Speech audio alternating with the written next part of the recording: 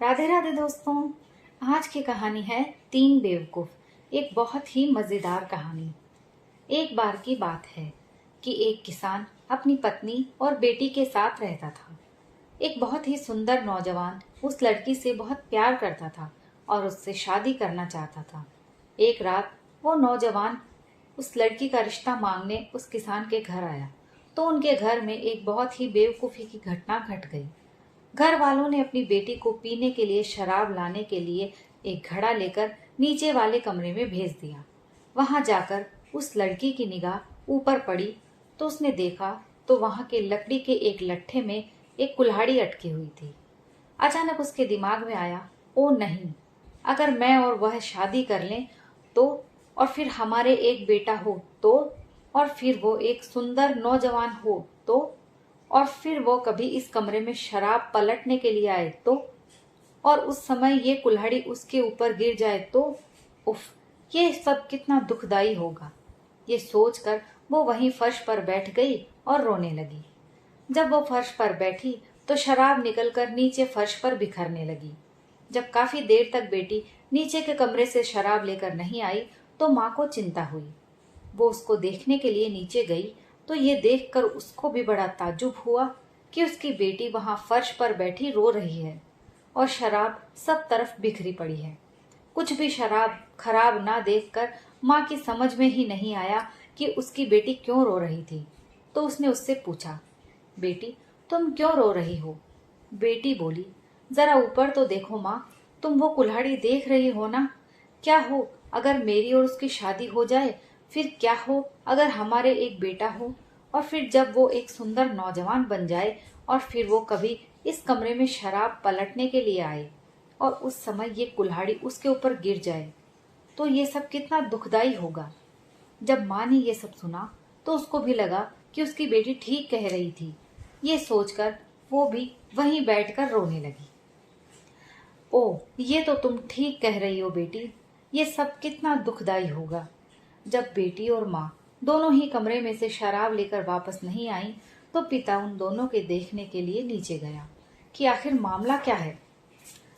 वहां जाकर ये देखकर उसको भी बड़ा ताज्जुब हुआ कि उसकी पत्नी और उसकी बेटी दोनों ही वहां फर्श पर बैठी रो रही हैं और शराब सब तरफ बिखरी पड़ी है।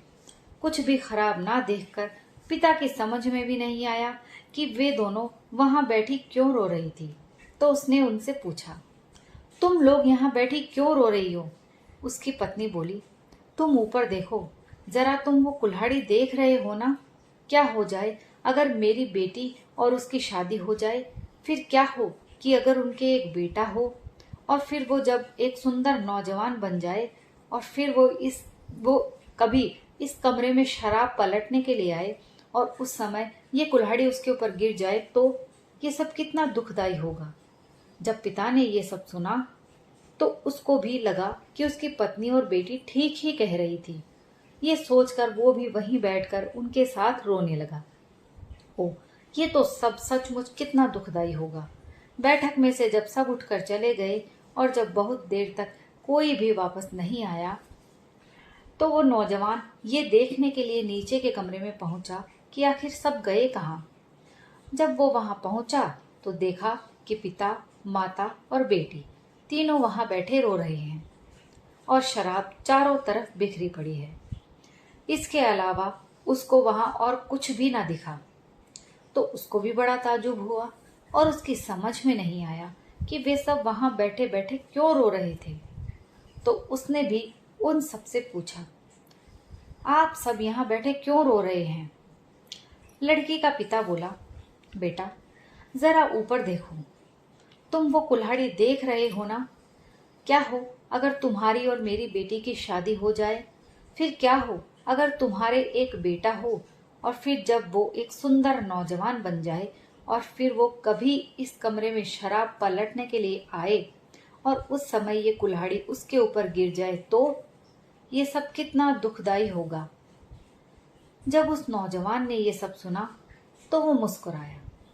वो आगे बढ़ा, उसने उस लकड़ी के एक लट्ठे में से वो कुल्हाड़ी निकाली और पिता को थमा दी और बोला, ये लीजिए ये कुल्हाड़ी, अब ये किसी के ऊपर नहीं गिरेगी।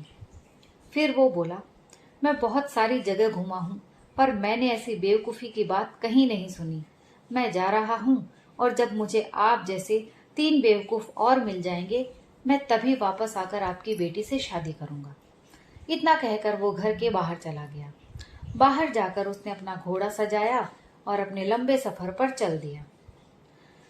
जब वो कुछ सुस्ताने के लिए रुका तो उसने देखा कि एक स्त्री एक गाय को एक सीढ़ी पर चढ़ने के लिए पीछे से धक्का दे रही है और वो सीढ़ी उसके मकान के सहारे खड़ी है। उस नौजवान ने पूछा, माँ जी, आप ये क्या कर रही हैं? वो बोली, मेरी छत पर घास बहुत लंबी हो गई है। मैं इस गाय को ऊपर ले जा रही हूँ ताकि ये वो घास खा सके। वो बोला, पर आप घास काट कर उसको नीचे क्यों नहीं फेंक देती ताकि ये वो घास खा सके? पर वो स्त्री तो सुनने वाली थी ही नहीं। उसने गाय को ऊपर धक्का दे दिया, उसके गले से एक रस्सी बांध दी और उस रस्सी का एक सिरा चिमनी के रास्ते नीचे फेंक दिया। फिर वो नीचे आ गई और नीचे आकर उसने उस रस्सी का वो सिरा अपनी कलाई से बांध लिया ताकि अगर उसकी गाय छत के किनारे के काफी पास तक पहुंच जाए तो उसको पता चल जाए। जब उस स्त्री ने उस नौजवान की बात नहीं मानी तो वो वहां से चल दिया। जैसे ही वो नौजवान वहां से चला तो गाय ने छत के किनारे से नीचे पैर रखा और जोर से रंभा कर नीचे गिर पड़ी। गाय के रंभाने से वो स्त्री भी चिल्लाई और रस्सी के सहारे ऊपर खींचती चली गई, क्योंकि गाय भारी थी और स्त्री हल्की थी। उस स्त्री के पड़ोसी उस स्त्री की सहायता करने दौड़े, पर वे कुछ नहीं कर सके। वो नौजवान जाते जाते सोचता रहा कि ये स्त्री भी अपने किस्म की एक ही बेवकूफ थी। वहां से वो आगे चला और रात तक चलता रहा। रात होने पर वो एक सराय में सोने के लिए रुका। सुबह होने पर अपने बराबर के कमरे से एक अजीब सी आवाज सुनकर वो उठ बैठा। पैर में आओ, पैर में आओ, बाम आओ, पैर में आओ, पैर में आओ, बाम आओ।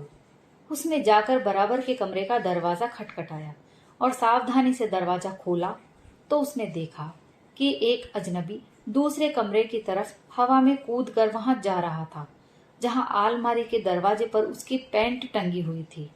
वो हवा में कूदा और उस आलमारी की तरफ भागा और चिल्लाया, बाम, पैर में आओ, पैर में आओ, आओ। उस नौजवान ने पूछा, ये तुम क्या कर रहे हो? मैं अपनी पैंट पहन रहा हूँ, पर वो मुझे बहुत तकलीफ दे रही है। सुबह सुबह उसको पहनने में मुझे बड़ी तकलीफ होती है। नौजवान हंसकर बोला, तुम अपनी पैंट को उस दरवाजे से उतार कर पलंग पर क्यों नहीं बैठ जाते और उसके एक एक पायचे को एक एक बार में एक एक टांग में डालकर क्यों नहीं पहनते? मैंने तो कभी ये सोचा ही नहीं था। नौजवान ने सोचा तो ये था दूसरा बेवकूफ आदमी और वो वहां से भी चल दिया। चलते चलते वो एक गांव में पहुंचा। शाम हो गई थी। वहां जाकर उसने देखा कि गांव वाले इधर उधर भाग रहे हैं। उनके हाथों में सादी झाड़ू और पत्ते निकालने वाली नुकीली झाड़ू थी। नौजवान ने पूछा, यहाँ क्या हो गया है? आप सब इधर उधर क्यों भाग रहे हैं? एक आदमी बोला, चांद इस तालाब में गिर पड़ा है तो हम लोग उसको निकालने जा रहे हैं। नौजवान जोर से हंसा और बोला, देखो ऊपर देखो, चांद तो तालाब में नहीं है, चांद तो अभी भी आसमान में ही है। तालाब में तो केवल असली चांद की परछाई है। पर उन्होंने सुना ही नहीं और चांद को तालाब में से निकालने की नाकाम कोशिश करते रहे। वो नौजवान हंसता हुआ वहां से चला गया। अब तो 3 से भी ज्यादा बेवकूफ लोग हो गए। मुझे लगता है कि मुझे अपने उन 3 बेवकूफों के पास वापस चले जाना चाहिए ताकि जिंदगी भर हम सब खुशी खुशी रह सकें। दोस्तों, ये बेवकूफ़ी भरी कहानी यहीं ख़त्म होती है। कहानी आपको कैसी लगी प्लीज़ कमेंट करके ज़रूर बताइए। अगर पसंद आई हो तो प्लीज़ लाइक और शेयर कीजिए। और अगर आप मेरे चैनल पर नए हैं तो प्लीज़ मेरे चैनल को सब्सक्राइब कर लीजिए। मैं रोज़ आपके लिए अच्छी अच्छी कहानियाँ लेकर आती हूँ। कहानी सुनने के लिए आप सभी का बहुत बहुत धन्यवाद।